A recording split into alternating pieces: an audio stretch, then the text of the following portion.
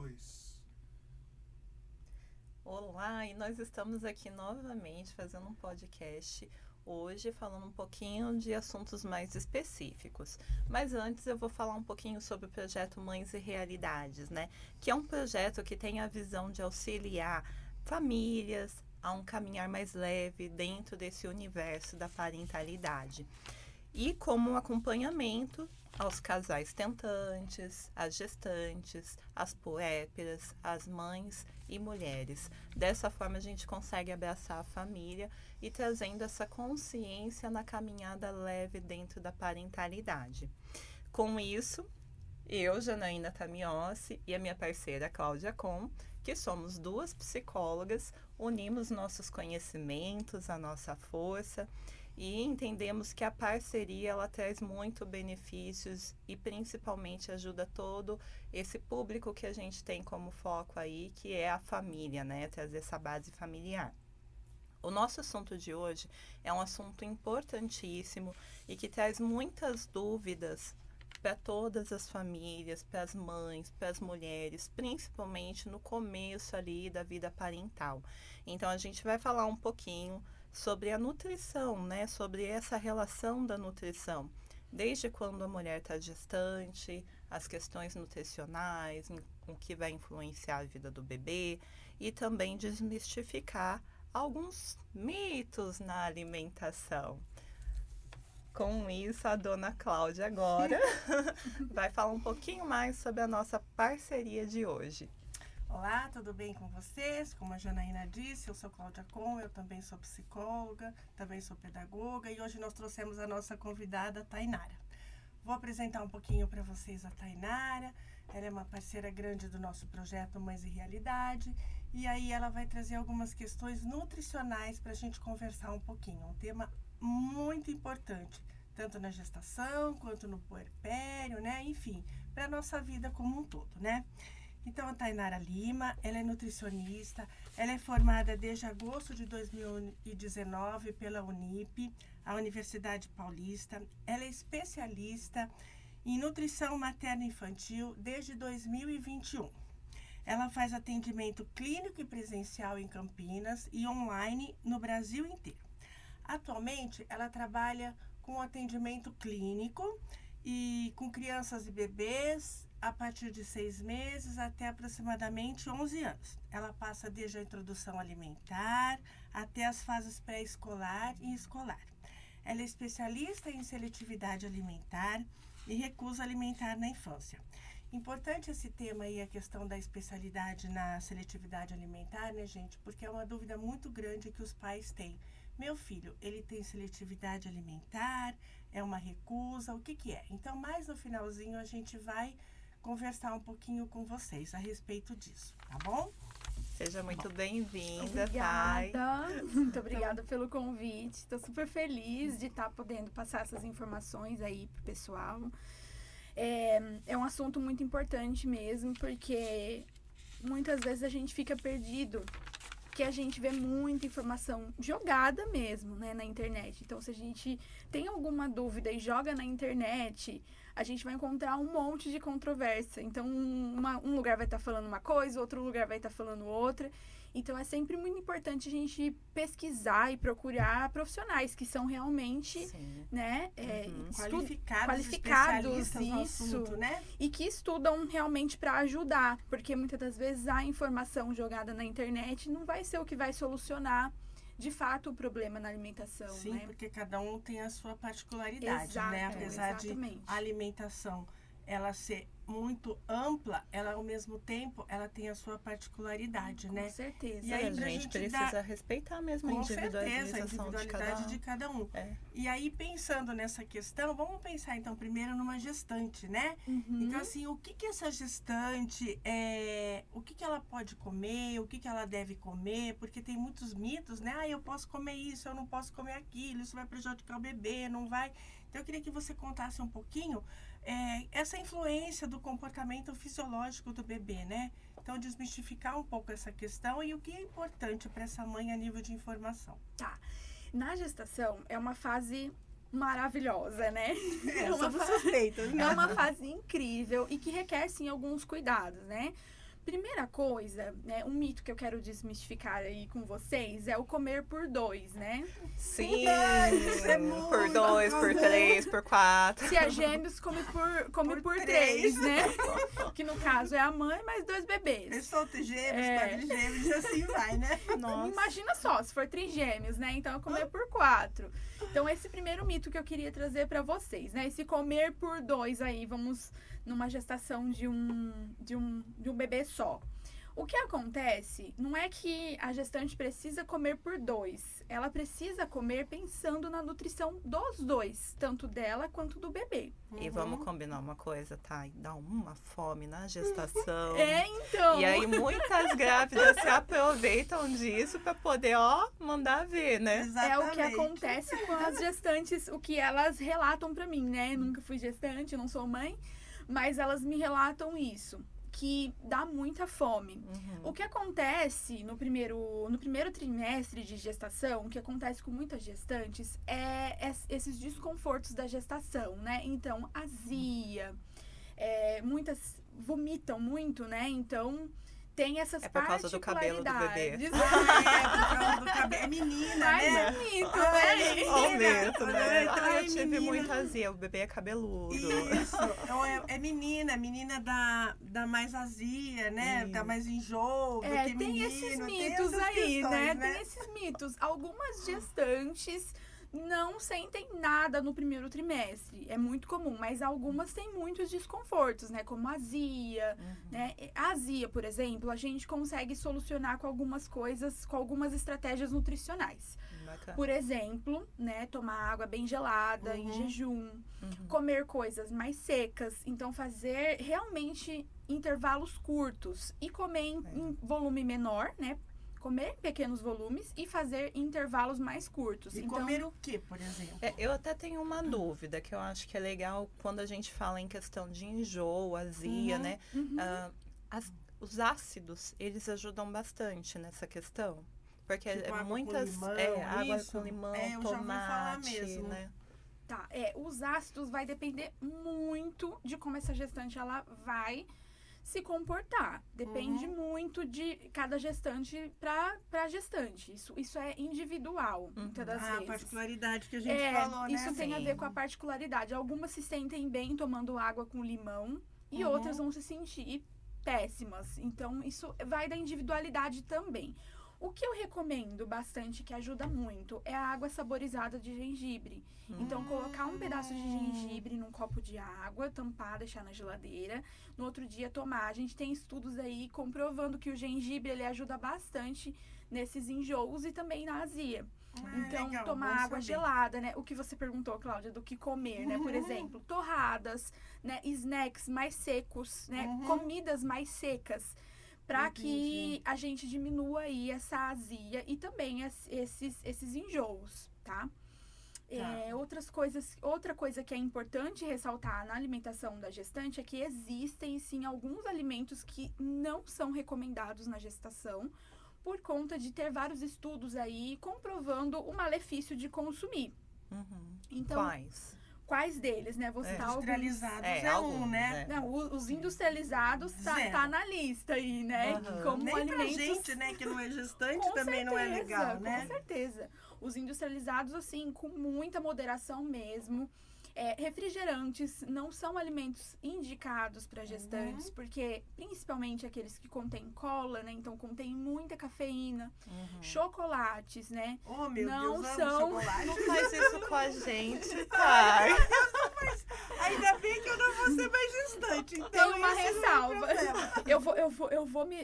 Eu vou ajudar vocês aqui. Tomara Oba. que Tem uma tomara que ressalva. seja meio amargo e amargo, que eu adoro chocolate amo. amargo e meio amargo. O chocolate, ele contém cafeína. Então, quando o chocolate em si, né, esses mais amargos também contêm cafeína. Então, o que a gente precisa entender? Tem uma quantidade de cafeína, que eu não vou lembrar agora a quantidade exata, mas depois eu posso deixar nos comentários do Perfeito. vídeo, na Ótimo. descrição, para vocês, os dados certinho. existe uma quantidade que a gestante pode consumir de cafeína. Então, o café mesmo, refrigerantes, chocolates, são alimentos que contêm cafeína. O que eu peço para evitar o máximo que conseguir esses alimentos com cafeína, tá? Entendi. Adoçantes não são recomendados também. Isso só com uma recomendação nutricional ou médica. Então, às vezes vai falar, eu vou trocar aqui, não sou diabética, não tenho diabetes gestacional, mas vou trocar aqui o açúcar pelo adoçante porque é mais saudável. Isso não é recomendado, tá? Isso só se tiver realmente uma orientação médica ou nutricional para fazer isso, tá? Até mesmo o consumo de açúcar deve ser diminuído, e se a gente puder usar outros tipos de açúcares, né? E se fazer valer principalmente da sucarose, que é aquele açúcar da frutose, aliás, que é aquele açúcar que vem da fruta, né? Exatamente. E por falar em diabetes, né, que agora você falou, conta um pouquinho pra gente, depois a gente volta nas outras questões, né, mas que você entrou na diabetes, eu me lembrei agora.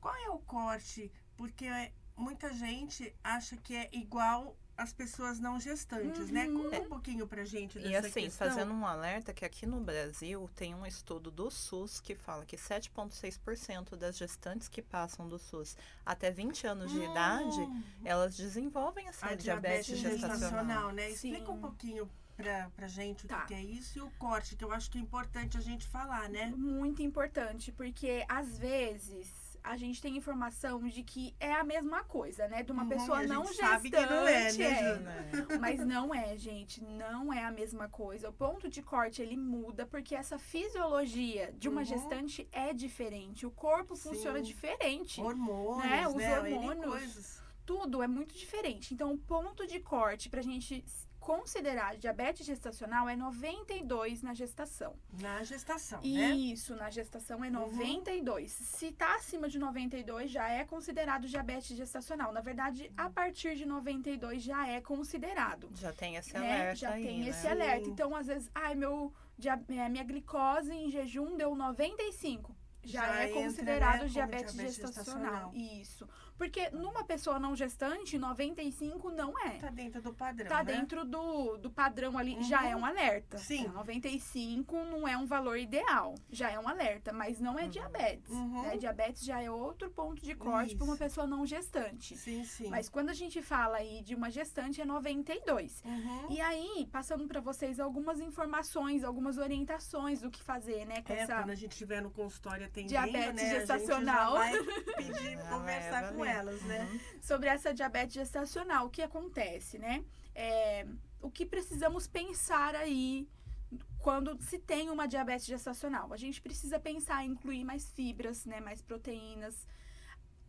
Melhorar o consumo desses carboidratos não é que vai zerar carboidrato, não. Pode consumir, mas a gente precisa melhorar a qualidade desses carboidratos. Então, por exemplo, né, refrigerantes, açúcares, pães muito simples, né, como farinha de trigo, por exemplo. Branca, né? Farinha branca, né? Então, a gente sempre vai preferir as farinhas integrais. Frutas, mas sempre com alguma fibra. O que é essa fibra, né? Com uma aveia, uma chia, uma linhaça. Nunca consumir a fruta pura, né? Sempre colocar uma fonte de fibras para ajudar a sintetizar essa glicose, né? Porque quando a gente tem diabetes ou diabetes gestacional, se a gente consome um alimento que é muito rápido de absorção, né? Essa glicose, ela sobe muito rápido e ela abaixa muito rápido também. É o carboidrato simples que a gente fala, né? Exatamente, são esses, né? Farinha branca, né? Açúcares, tapioca mesmo. É uma coisa nossa, que... eu não sabia. Eu adoro tapioca. Oh, meu Deus, acho que tudo que eu gosto não faz muito bem, será isso? Então... A tapioca, o que acontece? É um mito, né? Então, às vezes, as pessoas tendem a trocar. Então, às vezes, tá com a glicemia alterada e tende a trocar o pão branco pela tapioca por ser mais saudável. Mas o que acontece é que a tapioca, para quem tem diabetes, né, para quem tem a glicose aí alterada, não é muito legal porque ela tem gestantes e não gestantes agora. Gestantes e não gestantes, porque ela tem um índice glicêmico muito muito alta, ela absorve muito rápido quando a gente consome, né? Macarrão, Entendi. por exemplo, são açúcares simples. Então, o que a gente pode fazer aí para melhorar? Pode consumir a tapioca com chia, né? Colocar um recheio melhor. Tudo fazendo esse equilíbrio. Porque se a gente Entendi. consome ela sozinha, a glicemia vai lá embaixo e ela abaixa também rapidão. E aí Descompensa, né? E aí, Descompensa. pensando assim, a crepioca, que tem a adição ali do ovo, né? Como essa proteína junto com a mistura da farinha da Da mandioca. Tem uma diferença entre a crepioca e a tapioca nesse sentido? tem, porque a tapioca ela fica mais a crepioca, né? Ela fica mais proteica porque ela tem ali o ovo, a gente pode colocar também de recheio queijos, alguma fonte de proteína, Ricota, né? Que é tão ricota. gostoso. Isso já ajuda na absorção, né? Então, se a gente come uma tapioca, por exemplo, pura, tem um efeito no nosso corpo. Agora, se a gente coloca a tapioca, adiciona um recheio com proteína, coloca uma chia, que é uma fibra, né? Coloca aveia, né? Até na hora de fazer a tapioca. Isso já é outro efeito no nosso corpo. Então, por isso que a gente pode consumir, mas tem essas ressalvas, tá? Tem essas Entendi. ressalvas aí. E a crepioca, com certeza, é muito melhor do que a tapioca no sentido da glicemia, porque ela fica muito mais fácil, assim, muito mais. Como que eu posso dizer? Ela fica muito mais. O tempo tem O tempo, né? Que a absorção é maior, né? Isso, o tempo de absorção ele vai ser muito mais devagar, né, da crepioca. Por quê? Porque ela tem a proteína, porque ela ajuda. Já da tapioca, Vai né, ser muito pura, rápido, logo vai ser tá muito com fome, rápido. né? Aí vai- Exato, entendi. exatamente. Aí a gente vai falando de crepioca, tapioca, de ovo, Já dá sem uma ovo, fome, com né? ovo. A essa hora do dia, a gente tá gravando aqui na hora do almoço, né? Mas eu acho que, assim, uma coisa que é legal, assim, até olhando pra questão do próprio ovo, né, Thay? Que o ovo já foi Às vezes vilão, é mocinho, vilão, era mocinho, é mocinho. colesterol, não é? E hoje, como ele tá? Vilão ou mocinho? A gente até brinca, né? Que hoje ele tá mocinho. Ah, Por enquanto, tá por mocinho. O que acontece, né? Pra esses alimentos aí serem vilões e mocinhos. O que acontece é que muitas das vezes surgem aí novos estudos, né? Mas às vezes é que esse estudo não tem embasamento científico suficiente, né? Às vezes foi com uma pequena parte da população, né? Foi com um grupo específico. Então, assim, a gente precisa tomar bastante cuidado com essas informações, né? Entendi.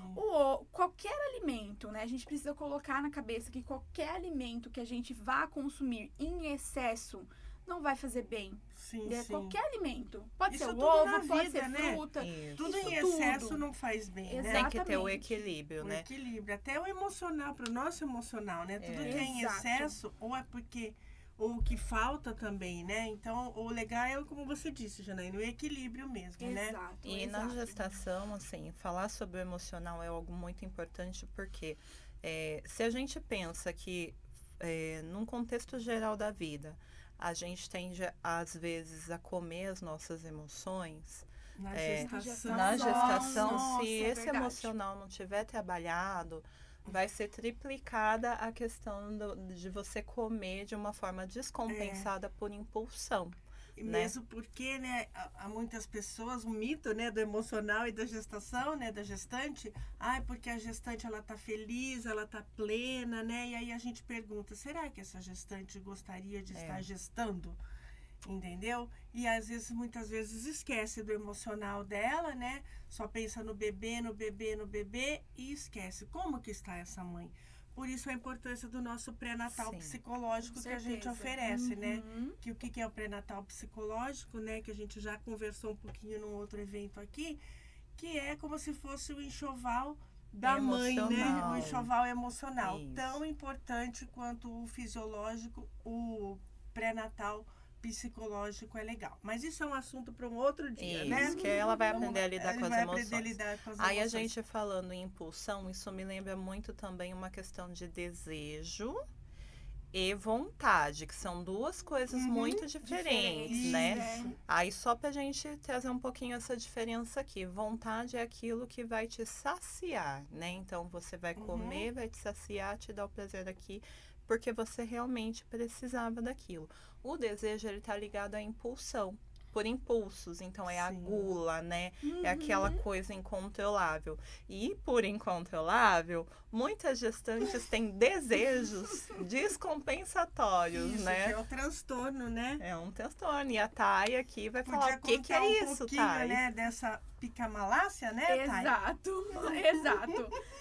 A picamalácia, gente, não sei se vocês já ouviram falar dessa palavra em algum lugar. Desse palavrão, Desse parece um xingamento, né? palavrão, eu acho que vocês talvez não tenham ouvido falar, mas eu tenho certeza que vocês já ouviram alguma história de alguma gestante comendo coisas que não são comestíveis. Ah, isso Por é exemplo, comum, né? areia, né, tijolo, bucha, sabonete, detergente. Eu tenho certeza que vocês já Com ouviram certeza. essa história. Sim. E muitas É, vezes. pra gente simplificar, né? A picamalácia é isso, é um transtorno que acontece na gestação, onde essa gestante fica com desejos de comer coisas que são incomíveis, né? Incomestíveis, né? Então, assim, essa gestante, ela vai falar que tá com desejo de comer tijolo, sabonete, né? Aí Bucha. o companheiro sai 3 horas da manhã. E aí. E aí, às vezes, as pessoas se assustam, mas ficam assim, nossa, mas é porque ela tá grávida, né?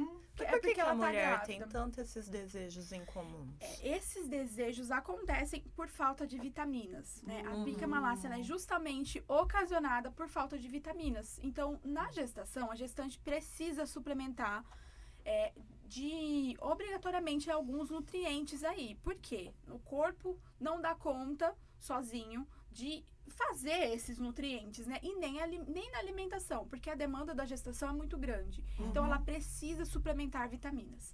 Se essas vitaminas, elas estão faltando, acontece esse distúrbio alimentar que se chama picamalácia, que é isso, é vontade de comer coisas que não são comestíveis. Por isso é importante do acompanhamento, né? Exatamente. Por isso é importante a suplementação na gestação, o acompanhamento. Por quê? E essa gestante consumindo essas coisas pode acarretar até algo mais grave depois. Então, você imagina só, gente, alguém comendo sabonete. Exatamente. Então, você pensa já ainda, pensou?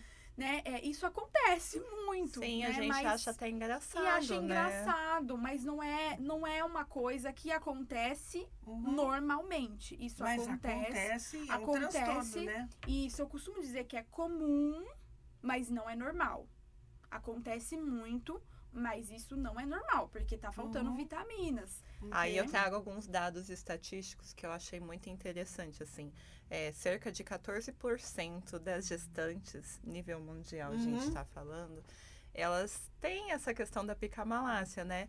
E aí dessas 14%, 46% é dentro do segundo trimestre da gestação e os outros 30% no terceiro trimestre, né? Que é quando já tá ali mais bastante, né? avançado. Bastante. É uma porcentagem alta e assim, pra vocês verem como é alto. A gente com certeza já viu na família e não foi Alguém um assim. caso, né? Na família, em amigos. Conhece Então, muita história, Conhece né? muitas histórias. Nós do consultório né? conhecemos No bastante, con- né? Vocês, eu tenho certeza que já ouviram muitas histórias, né? De desejos Sim, incomuns sim. aí, né? Mas é porque a gente não... às vezes a gente não sabe o nome, né? Exato. Então, Isso. o que tá acontecendo, né? É só um desejo. é só um desejo, né? Nem a gestante sabe o que de fato tá acontecendo, né? Dela olhar pra uma coisa que não é comestível E ter e essa simplesmente vontade, ter né? desejo, né? E aí Então- fica o nosso alerta, então. Se você, gestante, está começando a ter esses desejos incomuns de coisas que não são comestíveis, conversa com o seu médico, conversa com a sua Nutri, né? Pra dar uma Porque olhadinha porção, aí né? As nos questões de Dá uma olhada nos vitaminas, né? exames, né? Isso. Pra ver se tá tudo certinho. Exatamente. Porque com certeza tem alguma vitamina aí que tá faltando. Tá Porque isso deficiente. não é normal. Uhum. É o que eu costumo falar, né? É comum acontecer, é comum Mas da gente não ver, normal. mas não é normal, tá? Tá, eu acho que a gestação a gente já Eu podia acho que a passar gente pouquinho pode ir agora pro pro puerpério. puerpério, né? Aí, Thay, diz uma coisa pra gente. Existe, assim, algum alimento que a mãe pode consumir para diminuir as cólicas do bebê, né? Você escuta aí, vão em mitos e realidade, né? Refrigerante. A gente já viu que refrigerante não é legal, tá? Chocolate, a gente também já viu que a questão não é legal.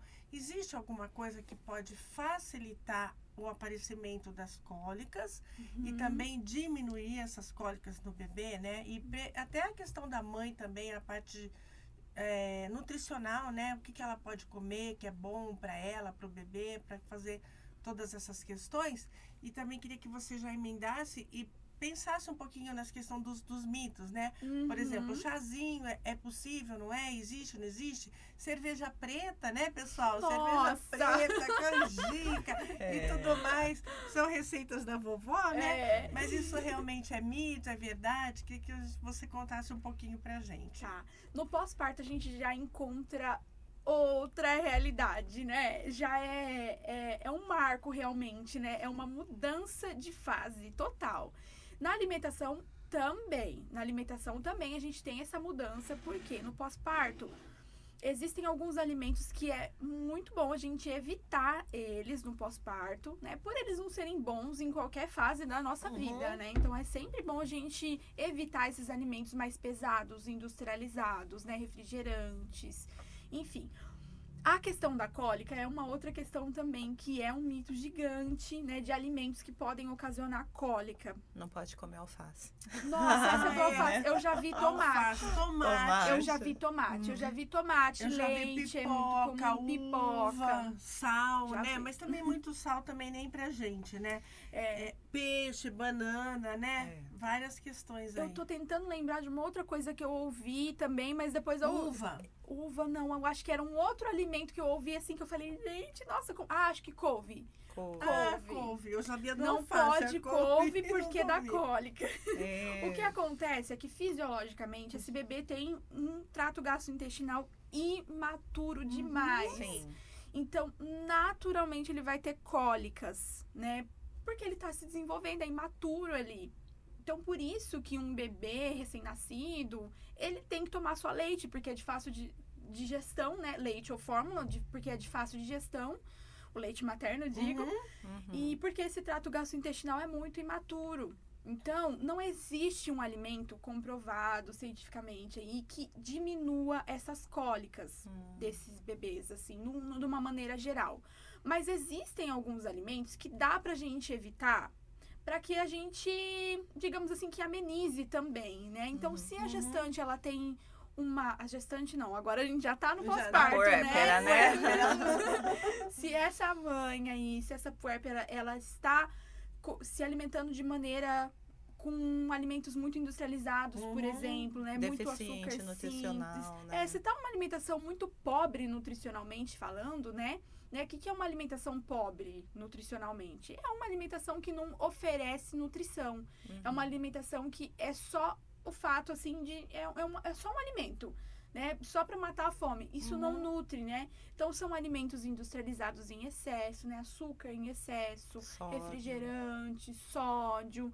Então, se Fast food, né? Principalmente. Fast foods, né? Então, se essa puérpera aí, ela tá se alimentando só de industrializados, só com refrigerantes, açúcares, chocolates, enfim, essa alimentação, ela tá pobre. Então, o que é legal consumir nessa fase? Comida de verdade, né? Então, eu digo... Aquela comidinha caseira, Aquela comidinha caseira, o bom arroz e feijão, um bolinho caseiro de frutas, sucos, uma carne, frango, muita água, né? Muita água, muito importante.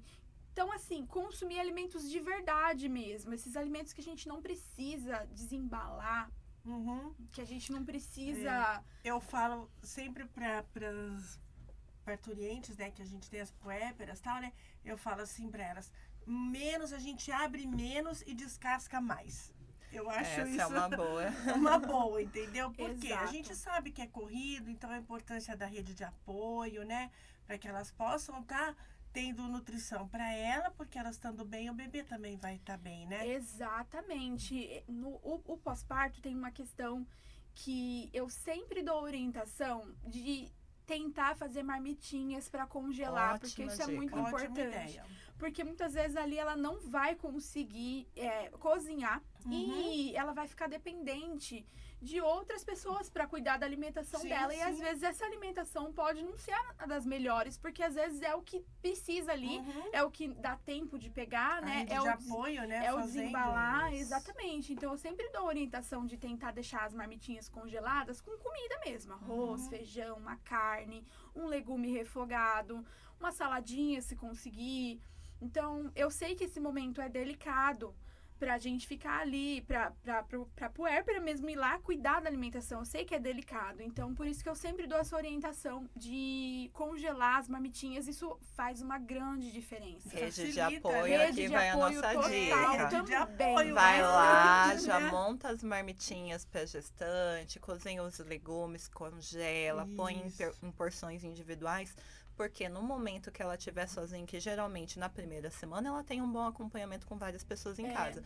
Mas depois as pessoas retornam para a vida comum, né? O companheiro vai trabalhar, volta ao né? trabalho, O companheiro. exatamente. E aí ela fica sozinha com o bebê. E esse primeiro trimestre do pós-parto, é muito complicado, porque ela tá ali alimentando o bebê e em função do bebê o tempo integral. E ele exige muito dessa mãe. Então ela não vai conseguir comer, descansar, tomar banho.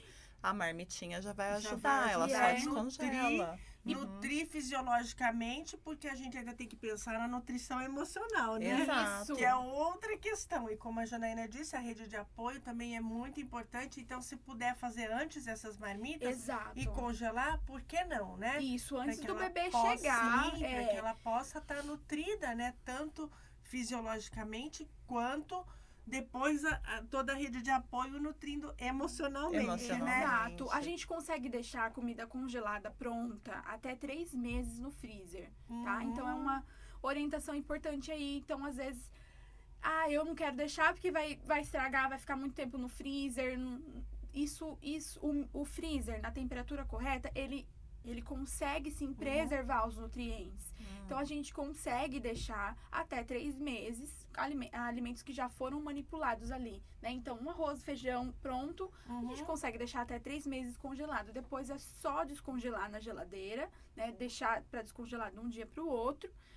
Ou usar o famoso micro-ondas também. A gente tem que pensar que o bom não é inimigo do ótimo, né? Não seria o cenário ideal, qual que seria, né? A gente tem a comida fresca todo dia, toda hora. Difícil, né? A gente sabe que no dia a dia não tem como. Então, por isso que a gente acaba recorrendo, às vezes, né? No industrializado. Soluções práticas, soluções boas rápidas, e saudáveis, né? Que é isso que a gente busca. Isso acontece com os industrializados, muitas das vezes, as pessoas recorrem por conta do tempo. Mas se a gente se organiza, a gente consegue fazer uma comidinha boa ali, deixar congelada, ir descongelando ao longo do tempo. A gente tem soluções para que a gente tenha uma boa nutrição. Para que seja mais saudável, né? E aí, pensando nesse momento mesmo do puerpério, onde a mulher não consegue se alimentar, mas que também precisa amamentar, e essa nutrição e amamentação é algo muito importante, né? Muito. Receitinha de vó. Aí você come canjica. Você não falou da canjica. Verdade. Da cerveja preta, né? Dá ou não dá maior produção de leite? Não, gente, não. A cerveja preta, canjica, não. O que vai dar maior produção, o que vai dar essa maior produção de leite vai ser a demanda também. Então, se o bebê, ele tá mamando bem, ele tá conseguindo se alimentar, conseguiu ter uma orientação ali na maternidade de uma boa pega, esse leite, né, essa amamentação, ela vai fluir maioria dos casos. Não digo em todos, porque nem todos a gente tem uma amamentação ali bem sucedida, né? São muitos fatores para ter uma amamentação bem sucedida. Sim. Então... E aqui fica a nossa dica, né, Sim. Janaína? Quem sabe num futuro próximo a gente chama uma consultora de amamentação aqui para vir aqui conversar com a gente, tá bom, meninas? Importantíssimo. A consultora de amamentação, importantíssimo. Não é fácil. Né? Não é. É muita coisa que está envolvida para uma amamentação dar certo, né? Sim. Não é instintivo, né? né? Não é instintivo, nossa, nutricional, né? Existe N fatores que muitas pessoas desconhecem, né? Então, a importância da gente trabalhar com relação a isso. E essa questão da cerveja, da canjica, são mitos muito antigos, né? De que ajuda na produção do leite. Mas manter uma boa nutrição, principalmente, é um fator também. Né? Hidratação e nutrição. Principalmente são fatores que vão ajudar a ter uma amamentação bem sucedida ali, né? Ter menos intercorrências, né? E, claro, ter uma consultora de amamentação, acho que seria um cenário o ideal, ideal né? para todo mundo, para todas as puérperas ali, porque é um trabalho importantíssimo. E também até antes, né? Sim, na sim. gestação, essa ajuda consultora muito. de amamentação ter ali, que aí ter essa volta presença. no pré-natal psicológico, né? Exato. Tudo No volta apoio, no né? que aí tem vários profissionais que ajudam essa mãe, né? Essa futura puérpera, né? A lidar com todas essas demandas que são muitas, né? Agora tem uma questão que é bem bacana também, e a gente numa pré-conversa você me trouxe um dado positivo. Existem alguns recursos que a mulher pode recorrer para também estimular essa lactação, né? Pra O chá que da possa- mamãe, o né? chá da mamãe. O chá da mamãe, eu É tava lendo verdade. isso outro dia. É verdade? Existe mesmo isso? Existem alguns chás que depois também eu preciso deixar pra vocês na descrição do vídeo. Então, Tá. depois eu vou anotar pra gente poder deixar tudo lá descritinho quais que são, né? Existem alguns chás que têm um poder que se chama galactogogo, que ajuda na produção. Então, existem sim alguns chás, esses chás da mamãe, Não por são exemplo. mitos, então. Não é mito, mas alguns são mitos. Alguns que a gente ouve falar aí, camomila, erva doce, alguns chamate, por exemplo. Só pra hidratação, então. É. Porque é gostosinho um chá. Eu, pelo menos, mas adoro isso um não chazinho. ajuda na produção. Isso não ajuda diretamente na produção. Os chás que vão ajudar na produção aí são esses, né? Esses famosos chá da mamãe aí, né? Tem alguns que são galactogogos. Depois eu vou deixar pra vocês também na Ótimo. descrição. Bacana. Tudo certinho. Porque é importante, né, a gente saber quais que são, porque senão a gente às vezes fica muito... a gente fica na ilusão, achando E fica que isso refém vai daquilo, né? ajudar, né? É. E fica refém. Mas isso é só um recurso, tá? É só um recurso, porque como a gente estava falando aqui, são muitas coisas que fazem. Envolve a amamentação, Envolve né? essa amamentação. Agora, pensando assim, a mãe, a amamentação tem uma função emocional também importante. E principalmente quando a gente começa ali a introduzir a introdução alimentação. alimentar, né? Como que qual que seria o momento correto, Se adequado tem algum sinal, para né? Pra isso. esse momento? Muitas especulações, né? 6 meses, 8 meses, até 2 anos. 4 meses, 4 né? Eu meses, escuto voltou a bastante. trabalhar, né? 6 meses. Então, tem alguma dica que você possa dar para as pessoas aí? E como é feita essa questão aí? Da introdução alimentar, né? A introdução isso. alimentar do bebê, o que acontece? Nós precisamos ter aí 6 meses completos. Importante falar que bebês prematuros a gente faz a idade corrigida. Esse é um fator importantíssimo. Importantíssimo, né? A gente, Que é a os idade bebês corrigida, né? Acho bom a gente explicar, né? Exato. Os bebês prematuros, a gente não usa a idade de 6 meses após o nascimento. A gente usa a idade corrigida, tá? Então, se o bebê ele não é prematuro, 6 meses completos, Tranquilo. mas o sinal de prontidão. Para os bebês prematuros também, 6 meses completos com a idade corrigida, mais os sinais de prontidão, tá? Quais são esses sinais de prontidão? Sentar-se sem apoio. Se esse bebê ele consegue sentar sem apoio, né? Consegue sustentar cabeça e pescoço. Esse é um sinal de prontidão. Bacana. Se esse bebê ele tem interesse pela comida, interesse é diferente de vontade, tá? Exatamente. Interesse. Esse é um ponto Esse é um ponto que a gente ia chegar também. Crítico. Ai, eu tô tomando Coca-Cola, ele tá olhando. Vou dar Ele um tá pouquinho com pra ele, tá com Ele tá com vontade. vontade. Gente, ó, interesse é o seguinte, é quando o bebê ele vai ficar fissurado, assim, de ver vocês comendo à mesa, ou de ver alguém comendo, ou de pegar o objeto e levar na boca. Isso é um interesse. Vontade, a gente só tem de algo que a gente conhece. Então, o bebê, ele não conhece Coca-Cola, ele não conhece comida nenhuma. Até então, só teve leite materno ou fórmula. Não Ele conhece o conhece sorvete, né, nada. Cláudia? Não conhece sorvete.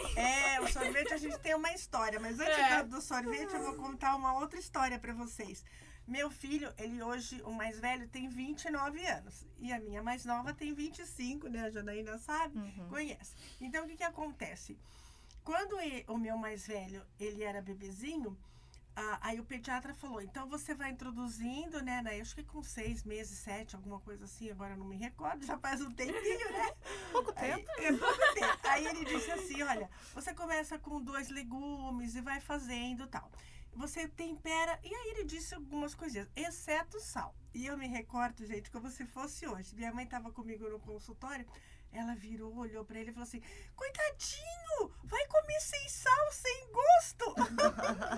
Aí o pediatra disse assim, não, ele não conhece, então ele não vai sentir falta, porque a gente só sente falta do que a gente conhece. E é verdade. É muito Né? verdade. Criança não conhece Coca-Cola, criança não conhece nada. Não conhece.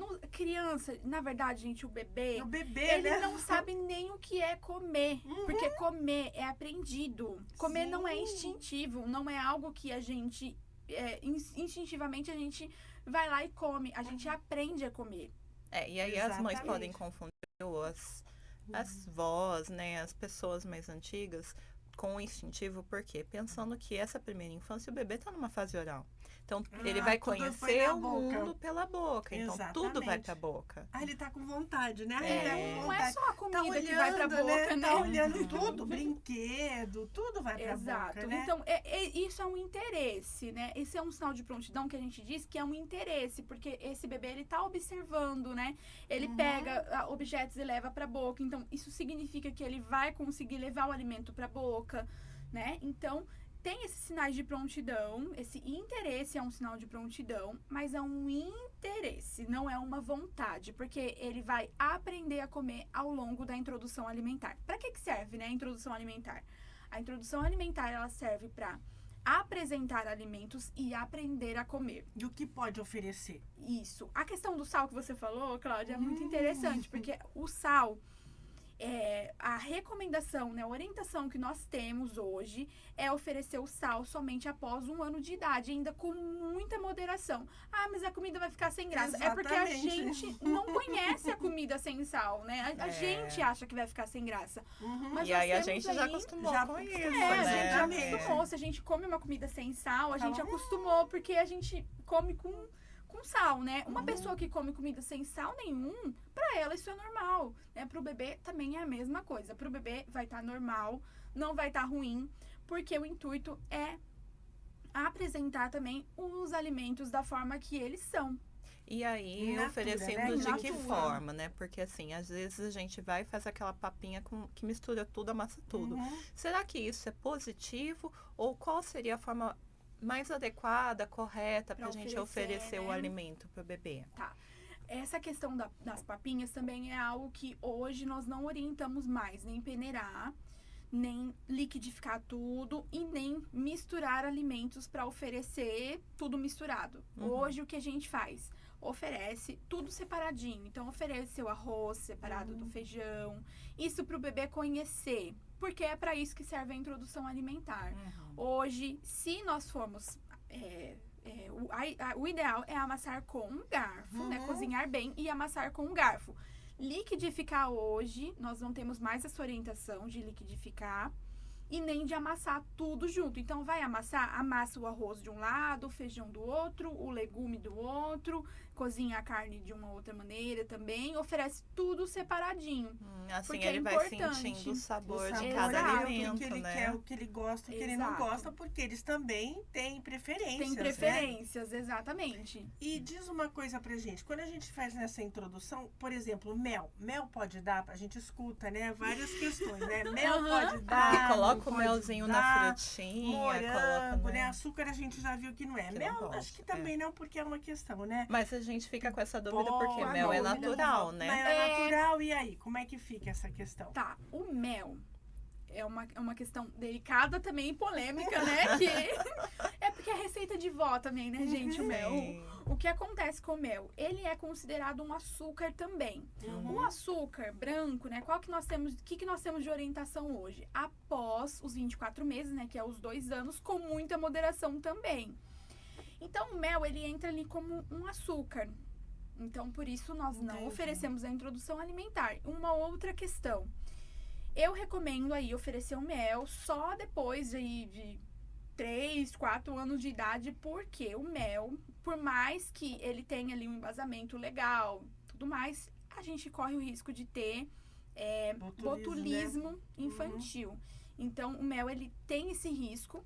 E quando o bebê ali, ele não tá com as vacinas e tudo mais, não é legal oferecer aí esse alimento, porque não criou uma imunidade ainda para isso. Então, é perigoso oferecer antes dessa idade. Então, eu recomendo só lá na frente, né? É algo que pode segurar, né? E ainda tem que ser um mel de boa procedência, boa qualidade. Não pode ser o mel que a gente comprou ali na esquina sem etiqueta, Industrializado, nenhuma, né? né? Mel, né? O mel, Não mel. melaço E tem essas alguma outras questões. fruta que, nesse primeiro momento, pensando ali na introdução alimentar, que não é adequada a oferecer para o bebê?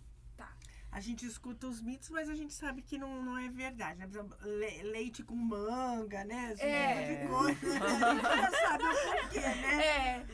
Ó, frutas, na verdade, não temos nenhuma fruta que não podemos oferecer na introdução alimentar. A uva não pode oferecer porque é pequeno. Pode oferecer, só que tem que estar no corte correto.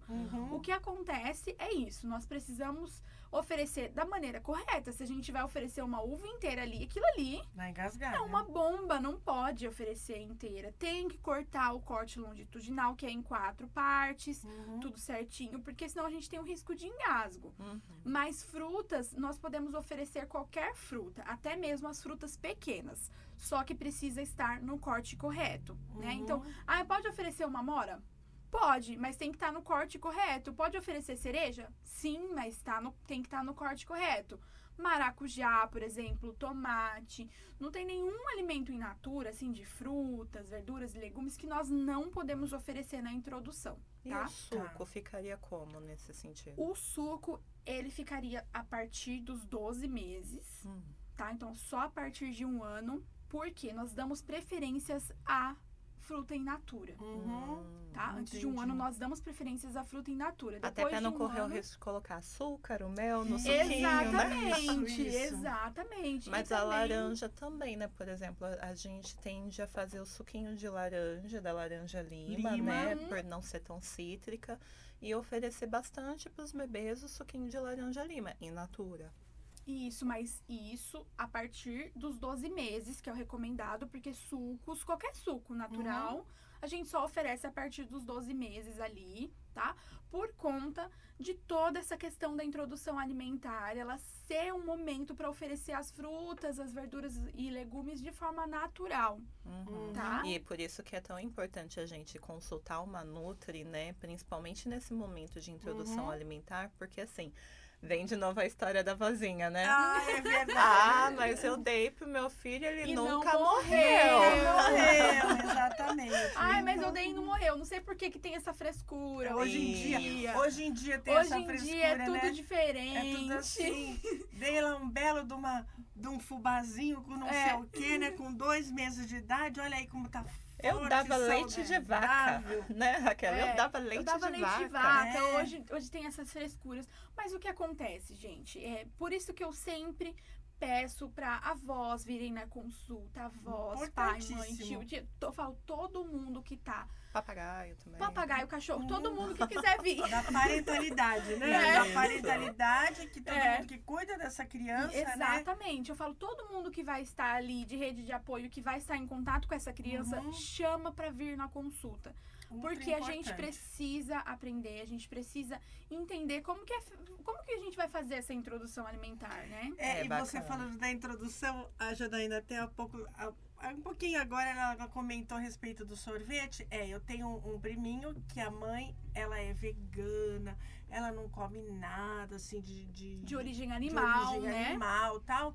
E o menininho, meu priminho, ele tinha um aninho e pouquinho, e a avó, entendeu? Tava todo mundo tomando sorvete, ele olhando, claro, né? Olha, né? Um alimento novo e tal. E a mãe, não dê, tá?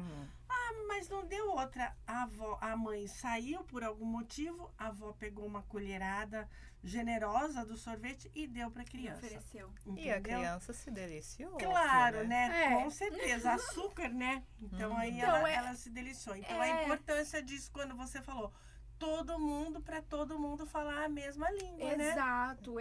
E não é que o açúcar é ruim, gente, de gosto. De gosto é bom. Mas, pra saúde, não é bom, não é tão legal assim. Não é um alimento que a gente pode consumir todos os dias. Então, a importância dessa avó, por exemplo, ter participado de uma consulta, Com né? certeza. Pra isso, pra ela saber por que não oferecer. Porque às vezes ela oferece sem saber por que não pode, né? Então, às vezes ela acha que é uma coisa que é irrelevante. Que tá mas fazendo bem, muito pelo contrário, mas né? ela estar na consulta, né? Falar a mesma língua do que a mãe, Sim, isso isso vai é fazer com que ela importantíssimo. entenda a importância, A rede né? de apoio nesse sentido A é rede de importante Isso, a nesse rede de Exato. apoio volta Agora, eu naquilo acho lá. que é importante a gente falar também, aí até para fechar aqui o nosso conteúdo, sobre a seletividade alimentar, porque muitas crianças têm apresentado Então, seletividade. inclusive, eu vou até fazer um comentário. Eu tenho algumas crianças recebendo no meu consultório, né?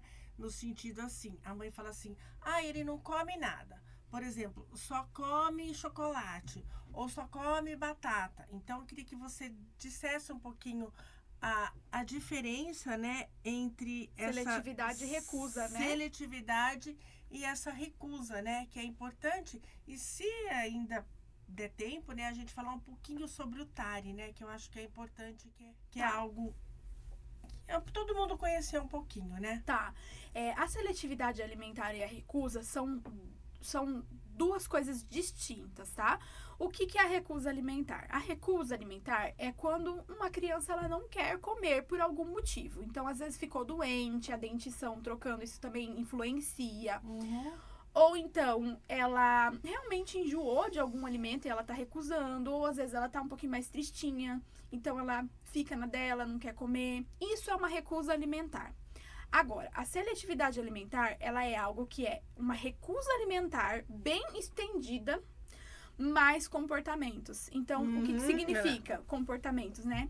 Birras na hora de comer, chorar na hora de comer, ter nojo do alimento, não conseguir sentir cheiro, não conseguir tocar o alimento, recusar por mais de 30 dias vários alimentos, separar os alimentos por cor ou por marca, isso também é uma questão da seletividade alimentar.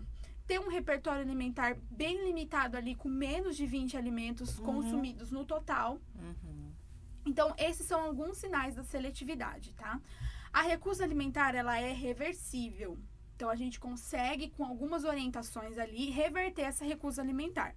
A seletividade alimentar, também. Só que quando vira seletividade é mais difícil, o trabalho ali é mais longo, ele é um pouco mais árduo. E a equipe multidisciplinar aí, e uma né? equipe Importante. multidisciplinar, exatamente. Muitas das vezes precisa da ajuda do psicólogo, sim. TO, muitas das vezes precisa da ajuda da fono. Então, é muito importante aí, quando vocês perceberem uma recusa por mais de 30 dias de alimentos, né? De comidas, né? De alimentos, é importante vocês já buscarem ajuda, porque a partir de 30 dias, aí, essa recusa, ela já merece uma atenção especial. Agora, eu tenho histórias no consultório, tá recusando mais de 2 anos, mais de 3, isso daí já é uma seletividade. Porque assim, já vem com os comportamentos. E eu sempre falo, quando eu recebo alguma criança, assim, a dificuldade é a questão da alimentação, né? Eu primeiro pergunto, vamos então fazer uma equipe multidisciplinar, né, para trabalhar com essa criança, e principalmente falo sempre para os pais, a importância de alimentação, né, não é apenas ingerir alimentos, quanta coisa tem por trás disso, né, a nível de Sim, comportamento, principalmente né? olhar para os pais, né? Porque Sim, pode ser uma questão deles também, de não estar de quem está sabendo oferecendo. lidar, e aí né? o chamar a atenção, né? Então, alimentar não é apenas ingerir alimentos, Nossa, né? com certeza Envolve é um muito monte mais de amplo, coisa. né? É muito amplo. Isso Exatamente. vocês aí podem ajudar Sim, muito sim, melhor né? nessa questão do comportamento, do porquê que essa criança está recusando. Vocês, né, psicólogas, vocês vão a fundo, né? Isso não é o que eu faço.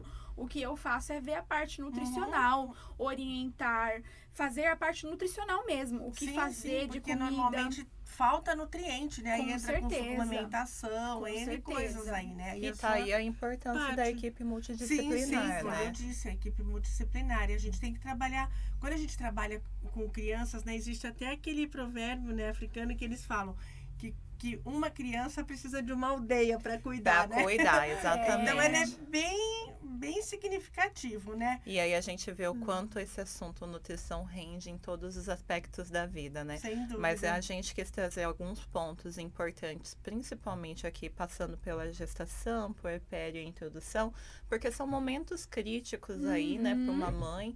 E a instrução, a informação vinda do local correto, com uma equipe adequada, qualificada, é o melhor recurso que Com a gente certeza. pode ter, né? Certeza. Mas todo papo bom passa rápido, né? A gente tá, infelizmente acabou. Eu acho que não vai dar pra gente falar do TARI, que eu queria que era alguma coisa aqui importante, né? Porque aí, como eu disse, é algo que vem vindo, né, diariamente. A gente recebe crianças Sim. assim, né? Uhum. Mas acho que vai ficar para uma próxima oportunidade. Quem Porque sabe o nosso não é um tempo- próximo, né, O pra nosso isso. tempo, infelizmente, o papo tá bom, né, Jana? Tá Mas bom. infelizmente, nosso tempo hoje já se esgotou. Mas eu agradeço o convite, a parceria. Espero que vocês tenham gostado e que vocês tenham aí visto alguns pontos importantes, né, necessários e de atenção, né, e de cuidado, Sim, porque a nutrição, ela é muito importante em todas as fases da vida.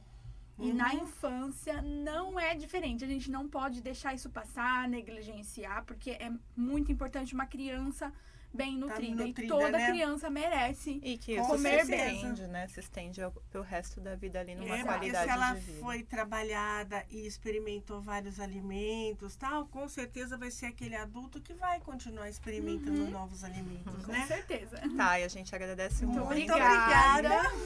Foi Com muito certeza bom. foi rico, né, Cláudia? Super legal, muito bom. E a gente, como disse a Tainara, a gente espera que vocês tenham aí solucionado algumas dúvidas. E qualquer dúvida, continuamos à disposição. Siga as nossas redes, nossas né? redes, Mães e Realidade, da Tainara é... Tainara, nutri.infantil. Depois eu Isso.